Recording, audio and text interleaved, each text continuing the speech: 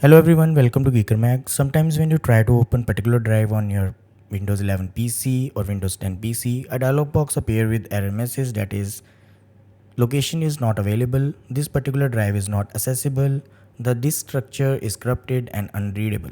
In this video I'm going to show you how to fix this issue. Before that, I'm trying to hit 20,000 subscribers on YouTube. Please consider subscribing to the channel as this encourages me in creating more similar videos. Alright, click on the search icon and type CMD. When command prompt appear in the search results, click to open it.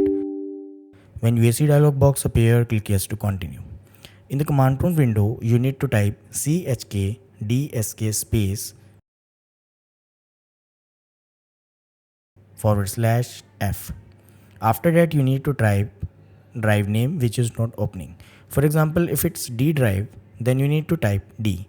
The full command will look like chkdsk space /f space D colon and then hit enter. The process will take few minutes. Once the process completes, close command prompt window and try to open the same drive and it should open without any issue. I hope this helps. If you find this video useful, don't forget to like this video and subscribe the channel to get notifications about more similar videos. Thanks for watching.